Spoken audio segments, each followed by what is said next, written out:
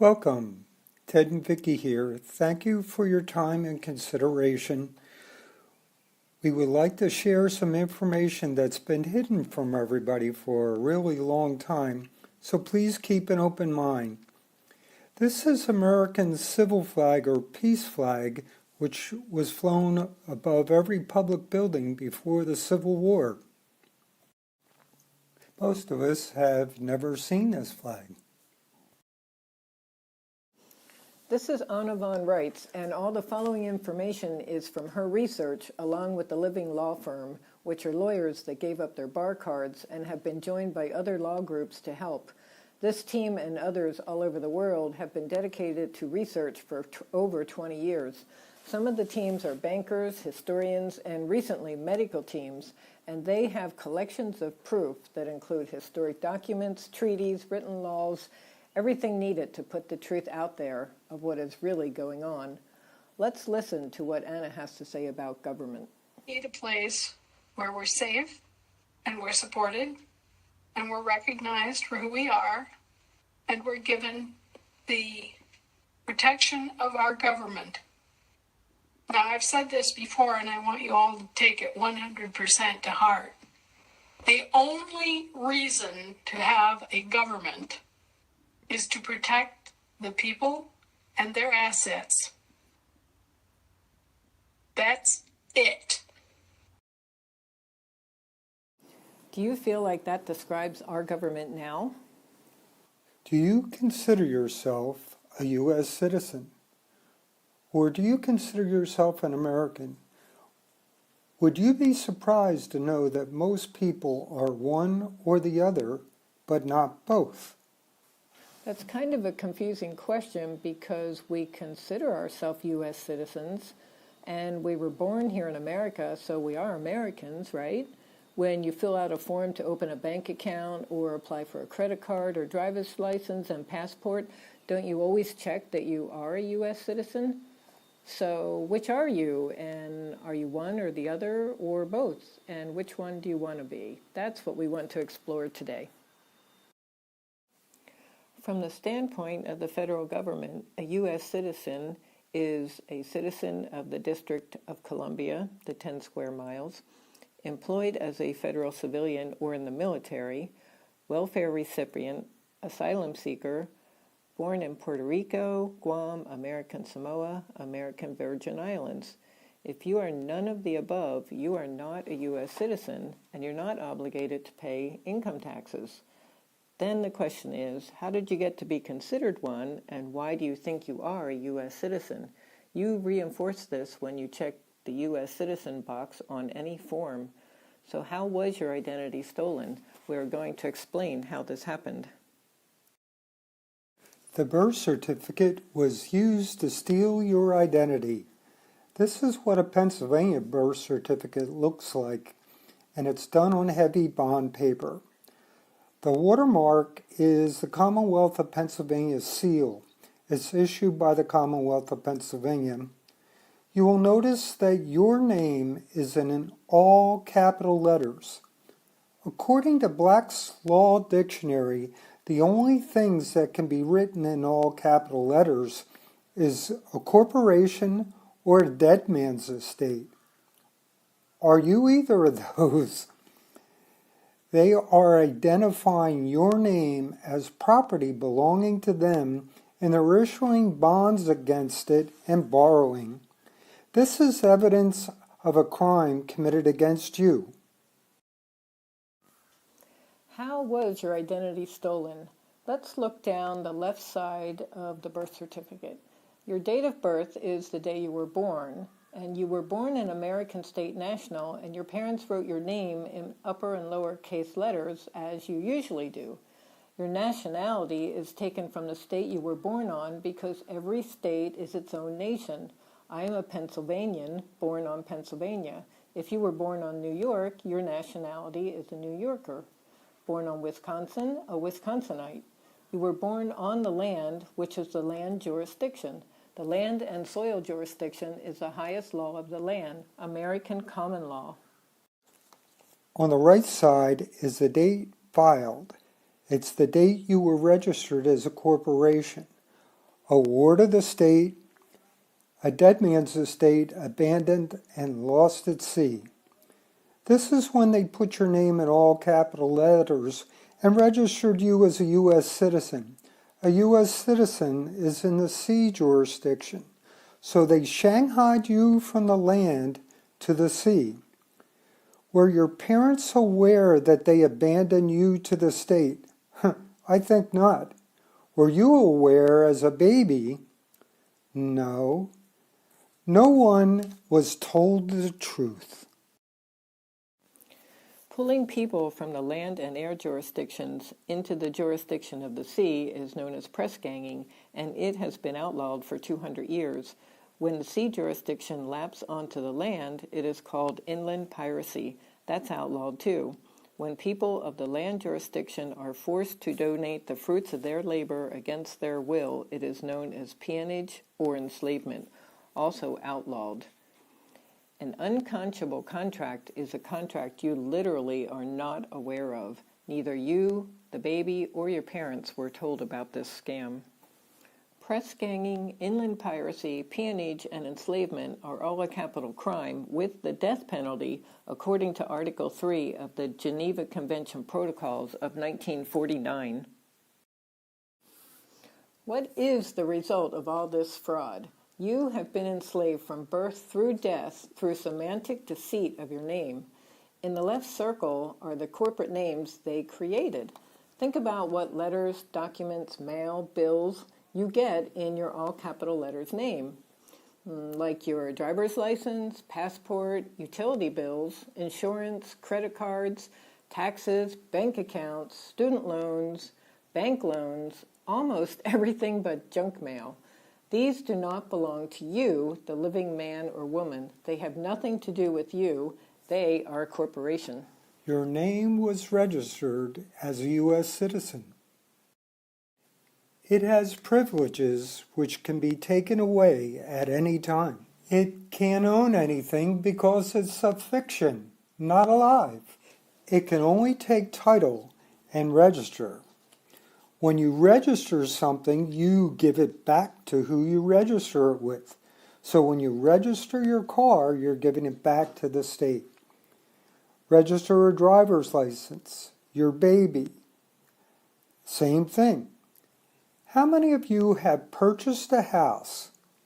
When you buy a house, you're required to purchase title insurance, and you take this as either tenants in common, which is more than one person, or tenants in the entirety if it's just one person. Think about it. Tenants never own anything. There's a landlord, an owner, a tenant, a renter, but tenants don't own anything. So you're being deceived here too. And who grants titles anyway? The British Queen. These are not American. Compare this to Americans, the actual living man or woman. Americans have rights that cannot be taken away. Americans own everything. They are living people. Only people can own things. Only Americans can own land in America. That shakes people up a little, as it should. Americans record things on the land recording system. This is public notice. It protects your interests. In 1862, the 37th Congress declared a person is no longer a people, it's a corporation. This is an important fact to remember in moving forward. Knowing this, be aware of the word deceit as you read any articles about or from the government. This is the chart of our actual American government created in 1776. I doubt you were taught this in school. I could spend an hour talking about this chart because of all the great information on it, but I will just go over some basic terms that are used so you have a better understanding of the structure of our American government. Above the red line are the employers. These are living people. Below the red line are the employees, made up of persons, which we just saw are corporations, non-living. There is nothing alive below the red line. All the living people, are above the red line. Now, the difference between the Federation and the federal government, they are not the same thing. The Federation consists of the states of the Union, above the red line, living people. The federal government is the subcontractors, the employees of the Federation. The United States is a union of the states which hold the soil jurisdiction. Picture a map of the country with just all the counties. This is where people live, on the soil, on Pennsylvania, on Virginia, on Idaho. These states of the Union are members of the Federation of States, which is the United States of America. These are physical states with borders simply named Pennsylvania, New Jersey, Wisconsin. The United States and the United States of America are populated by living people and function under common law. How did the subcontractors come to be? This country started out as farmers, merchants, lumber mill owners, shop owners, and as the colonies were developing, they needed to ship goods back to Europe and develop trade. Because the British already had trade established and they had the strongest navy, it was common sense to talk with them. They made an agreement that had specific terms and conditions that they would work together and they would be paid for these services. That contract that was created is called a constitution. Later, as we were developing, we realized we needed a postal system, so we plugged into the existing postal system that the Vatican had, and another contract with specific duties and payments for those duties was created, another constitution. Now you know why these subcontractors were created and that they are paid to do certain jobs. Here are a few things to take note of. The territorial government is owned by the British Crown, think the Queen of England, and is doing business as the United States of America. But look at the word "the" here, and look at the capital T in the word "the" here in the United States of America, the Federation. In our actual government, the word "the" is part of the name of the Federation. In the territorial government, they used word deceit to make it sound the same. It forces us to use improper English. You wouldn't say, let's go to the Italy, or let's go to the McDonald's. Do you see the deception? The territorial government is a democracy. We are hearing people say that we want our democracy back, but we don't. A democracy means the majority rules. That means that if 51% of the people want to kill you and eat you for breakfast, they can. Our actual government is a republican form of government that honors and protects the individual rights and assets of each one of us. We all have equal say and equal protection under the law. It doesn't matter how many people want to kill you and eat you for breakfast, you are protected under the law. The states are called the state of Georgia, the state of Florida. These are corporations, not physical states. U.S. citizens, which we know are corporations, are in the territorial government in the C jurisdiction. Remember what you just learned about the birth certificate. The municipal government is owned by the Pope and is doing business as the United States. Notice the word "the" in lowercase letters as compared to the United States, our actual Union of States, where the word "the" is a capital T. The states are called State of Georgia. The municipal government always uses all capital letters. Anywhere you see this, all capital letters, is part of the municipal government. They also use 3-letter abbreviations in all capital letters for departments like IRS, DOD, FBI. These are all municipal departments. The Internal Revenue Service, Department of Defense, and Federal Bureau of Investigation are territorial government departments. You probably thought they were the same. They both take your money. Citizens of the municipal government are called citizens of the United States. Sounds good, but look at the word "the." These are citizens of the municipal government. When our sovereign government was started, the territorial and municipal subcontractors were not corporations. Now they are, and they have been for many years. Right now, what we have running this country is two bankrupt corporations pretending to be the actual sovereign government. This is the way the power is supposed to flow in our actual government. The people are at the top, which means we need to learn to self-govern, to be responsible for our actions and for overseeing the government structure. Notice the territorial and municipal subcontractors, our employees, are at the very bottom.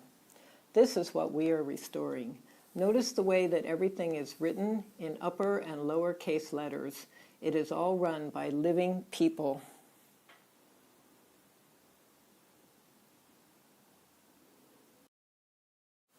This is the flow of power now. It's inverted. The territorial and municipal subcontractors are at the top, putting out their 80 million laws and executive orders and now mandates, expecting everyone to follow them. Note the all-capital names, which are municipal corporations. They have incorporated all layers of the government. The federal government, all capital letters, run by the Pope. All of the state of states and most of the counties and townships across the country have also been incorporated. Even your name is incorporated. There are no living people here. We, the people, have no power or voice.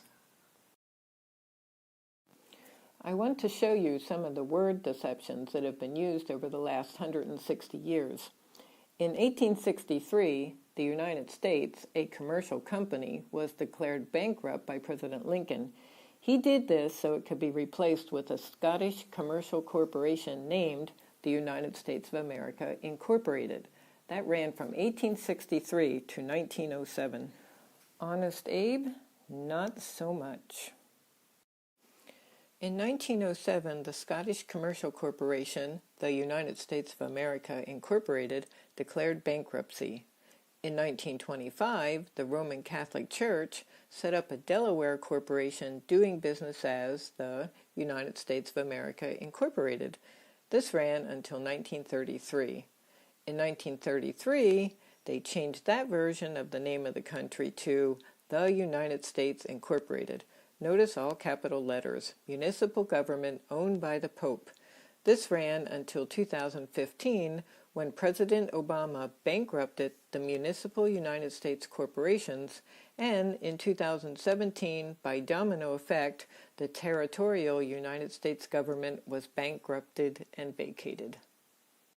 Also note that in 2009, the Federal Reserve was declared bankrupt and it was taken over by the UN Corporation, notice in all capital letters, which is owned by the municipal government and controlled by the Pope. Most recently, the government has renamed the country the United States of America Incorporated under the UN Corporation. Do you think this is bad management or maybe embezzlement? These are all private, for-profit foreign corporations using semantic deceit, another name change. Did anyone ever tell you this was happening? The Civil War. Where did everything run amok? There were municipal and territorial interests with their own agendas. They each took sides because they had specific interests and intentions of what they wanted to do. Out of this conflict, which was an horrific event for everyday people and families, they created a lot of debt, and they sent in the carpetbaggers as debt collectors to seize the assets of the people of these states, like lumber mills, rail yards, community banks, family farms, and stuff like that, as war reparations. And it worked so well in the South, they did the same thing in the North. This bloody mercenary war was engineered between northern British banking concerns and southern municipal concerns to create debt for the actual states and consolidate the power for the state of states. Then the same MO was used in other world wars and conflicts today. After the Civil War, there was so much confusion. Northerners in the South wanted to go home, Southerners in the North wanted to go home, families were scattered, There was no good communication. They were riding around on horses delivering letters. There was no internet or phones.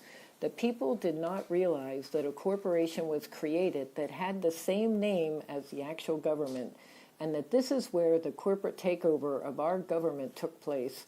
I'm sure that anyone who did know and would have protested was quickly silenced. We now know some of them escaped west. The people did not assemble to oversee what was happening. Because of the confusion, they all thought things were being set up as usual. Over the years, the idea of people assembling to oversee the federal government's subcontractors was forgotten. The actual government was asleep, taking a very long break, and the subcontractors, the employees, took over, as planned. And we have had some kind of war ever since. We even have had war on drugs, war on poverty, war on the common cold, whatever they can think of. The Federal Reserve is a for-profit corporation. Some of you own your own business, so let me point out how this business works. The cost to print a Federal Reserve note is about 4 cents. Now, it doesn't matter if you're printing $1 bills, $20 bills, or $100 bills. It still costs about 4 cents. For example, if you're printing a $100 bill and it costs 4 cents to print it, you, the Federal Reserve, have made $99.96 in value. That's a great return. But the real value at one time was backed up by gold and silver. Today, it's nothing more than an IOU.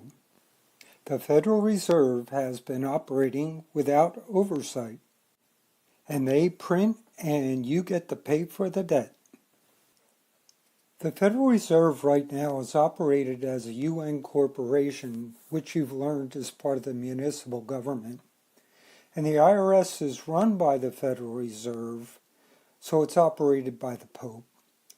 Also, the Federal Reserve is a corporation, and they could have named it anything, but because they used the word federal, that was to trick everyone into believing that it was part of their own government. More of that word deception. They created the debt. Where is the credit? This is an accrued accounting system, so the revenue is recorded on both sides of the transaction. By definition, they are equal to each other, so the U.S. debt always equals the national credit. Do you know how much the U.S. debt is now? Well, we looked it up, and it's $29 trillion. So, how much is the national credit? $29 trillion. We are always hearing about the U.S. debt, but have any of you ever heard about the national credit? Why? Bad bookkeeping, embezzlement. The federal government, the employees, use the money for what they want, and this credit is held in trust for our benefit. Anyone getting benefits from it? No. In 1998, Anna sent her research team out there to find the national credit. It took until 2011 for them to locate it. The DoD has it on their books, the Municipal Department of Defense. Anna and her teams do not give up. This is Joe from Joe's Hamburger Shop. I picked Joe because Anna's article number 2337 is about Joe. Think about Joe as being you in your business or your occupation, whatever it is that you do. You go into his hamburger shop and buy a hamburger. What have you done? You gave him some money. You gave him $5 for the hamburger. But what did you actually give him? You gave him a Federal Reserve note which has no value. It is an IOU. He put out his product and his labor and paid his employees. He put out everything, and all he got was an IOU for that. This is how the U.S. debt is created. All these IOUs are being kept track of. You paid $5 for a hamburger. Over a week, $10,000 of product was sold. Joe put out the product and labor and collected $10,000 of IOUs. Over a year, say he had a good year and collected $520,000 of IOUs. So what is happening? The prepaid credit is accruing. The credit keeps going up equal to the debt. He already put out the product and labor, the credit, and collected IOUs, the debt. This goes on for 10 years. The debt goes up, collecting the IOUs. And the credit goes up at the same rate. He is putting out the product and labor. And Joe has parents, grandparents, great-grandparents. This has been going on for 6 generations. They put out their products, their labor, their resources, their ideas, their patents, and all they got were IOUs. They even paid all the taxes they were never supposed to have. With all his family, the debt collected has gone up. And the credit has gone up in equal value. So what should have happened? Do you know? Well, over the years, Joe, the living man, got many bills for Joe, the person. Every one of us gets bills for the corporate version of our name. Say that over the years, Joe, the living man, got $1 million worth of bills for the all capital letters Joe, the person. Joe was supposed to be able to access the credit that he and his family already prepaid over the years. The $1 million credit is used, which lowers the U.S. debt by the same amount. This is how we lower the U.S. debt, by accessing the national credit. Joe says, "What happened?" Anna said, "What happened?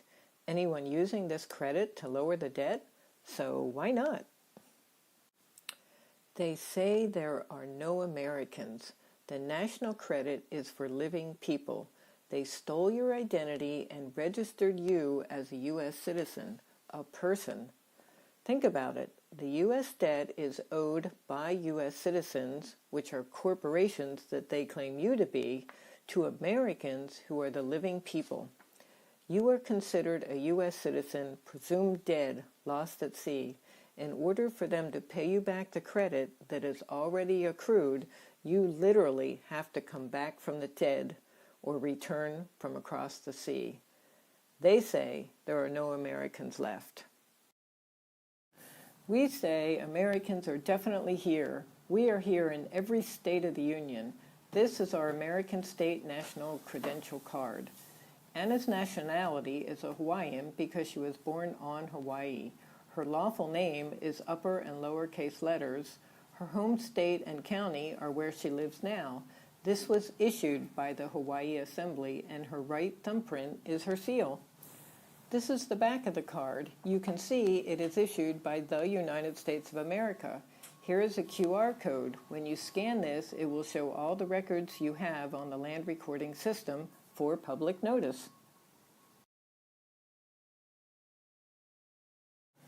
Americans are now establishing the Blue Dot banks. These are bilateral banks that are open and receiving funds now. These are international trade banks with the commercial banks set up under the International Trade Bank. The international trade banks are for living people and their physical assets.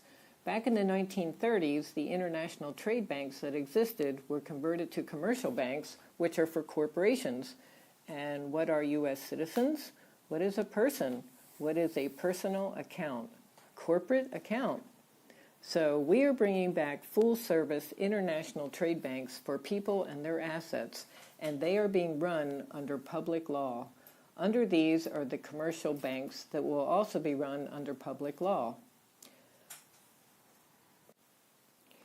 The Mutual Offset Credit Exemption Exchange, known as MOCHI, is the name for the remedy that was set up for living people to use the national credit. The previous slide, Joe's Hamburger Shop, explained the process set up. We were just not ever told about it. Americans will access their national credit with vendor cards to pay the bills we get for the corporation that has our name. These are similar to prepaid gift cards, but it is prepaid with the credit that was earned by you and your family. These are used to pay the bills in our all capital letters name, such as mortgage, student loans, health insurance, and all insurance, credit cards, bank loans, property taxes, car payment, utilities, and all the rest. All of this is protected with a blockchain system, so it is all safe and very high-tech. So here come the Americans, and all over the country, people are waking up and finding out how to return to the land and soil of America. We feel that everyone has the right to know the difference between what a U.S. citizen really is and what an American is, so they can make an informed decision where they stand and why we're doing this. The Great American Adventure. What is it? We have been called to assemble for the first time since 1864, the first time in 160 years. People are answering this call and stepping up to join their state assembly and learn to self-govern and have oversight over the federal governments. We are all learning this together. Now we have a state assembly in every state of the union. The purpose also is to have oversight at the state, county, and local levels. Think about this. Sheriffs are elected by the people and take an oath to the Constitution and should protect them according to the Constitution. But they are actually working for the county corporation and have to follow their rules. They actually have a choice of whether to follow the Constitution or not in each individual case. We feel they should always uphold the Constitution for the people. We need to start our land jurisdiction courts. They are the highest courts on the land. Our courts can nullify the municipal codes and statutes and laws because we live on the land and their laws are for the sea. This is a big deal. This is how we keep them in check. Our mission is to peacefully restore our actual sovereign government to its full function, our American government that protects the people and their assets. Let's look at some of our accomplishments. One of the things that was accomplished this past year was the development of the land recording system. This is used worldwide because what has happened here in the United States has happened all over the world. This is where we record for public record that we have changed our political status and are American state nationals, no longer paying their taxes as slaves. After the Civil War, there was no one with the right standing and jurisdiction to vote the states that were created after 1860 as states of the Union because a corporation had taken over the government. Now that the states have assembled again, the states that existed before 1860 were able to vote to enroll the others as states of the Union. Once they are states of the Union, then they are also members of the Federation of States. This was effective with the original date of their contract. This is important because all the land and mineral rights, grazing rights, oil rights had been managed up until this time by the Bureau of Land Management, which is a private for-profit corporation. They weren't managed or kept for the people who lived in that area or that state. Now they lawfully cannot continue to do so. We passed our first public law in 160 years. When the vaccines came out, we realized that with that mRNA in them, that these corporations were going to claim people as genetically modified and that they are transhumans with no rights and that the corporation would own them. This law restricts ownership interest in living things. Because the states of the Union had not assembled after the Civil War, there was no one with the right standing or jurisdiction that could actually end that war. Now we have assembled and we voted to finally end the Civil War. It was effective August 1st, 2021. This is very important because since the Civil War, there has been the Emergency War Powers Act, and every few years there would be a war against something or someone. Now, peace has been declared on the land.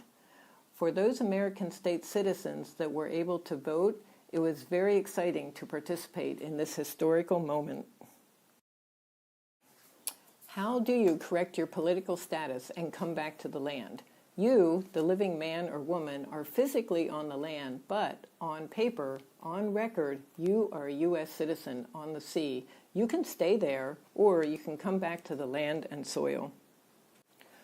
To start this process, send an email to your state coordinator. You can find this at states.americanstatenationals.org. You will get further instructions. You will need a copy of your birth certificate and 2 witnesses that have known you 7 years or longer. These all get notarized. With these and autographing this 1779 declaration and recording all these on the land recording system puts you back on the land quickly. After that, you can order your credential card. Congratulations! Once you are an American, how can you help? You can join your state assembly. In that assembly, you can help on committees, and there are different ones. You may find one that you have an interest in joining. If your skills and life experiences could be helpful, and you're willing to learn as you go, the committees can use your help. Read, study, share what you've learned.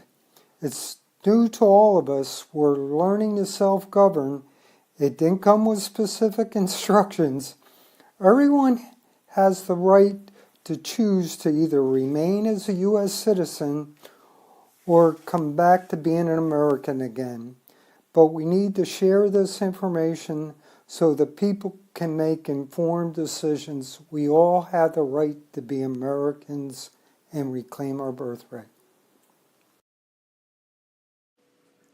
A nation of well-informed men who have been taught to know and prize the rights which God has given them cannot be enslaved. It is in the region of ignorance that tyranny begins. By Benjamin Franklin. Now you are no longer ignorant. I thought it was interesting that of all the colors that there are, they chose red and blue pills. They could have chosen pink and green, but they chose red for the land and truth and blue for the sea, deceit. Here are ways you can learn more and do some research. TASA.AmericanStateNationals.org is a great site for learning for everything American. The history, mission, constitutions, common law, paperwork, educational tools, webinars, all the state assemblies, everything. We call this the TASA website. The next one is very similar, and they work together. On both of these, you can go to the webinar link and watch Anna's live webinar every Monday at 9 p.m. Eastern Standard Time. She lives in Alaska, so it is later in the day for us. You can always see it later if you are busy because you also have access to all her past webinars, and there is so much knowledge in them that she shares with everyone. On AnnaVonRights.com are the articles Anna has written going back to 2014. There are over 3,500 articles on there. The most recent ones are the highest numbers. On SearchAnnaVonRights.com, you can put in keywords and it will bring up Anna's articles pertaining to that word or phrase. I love this website. Anna has written several books. You Know Something is Wrong When is where most of this information has come from.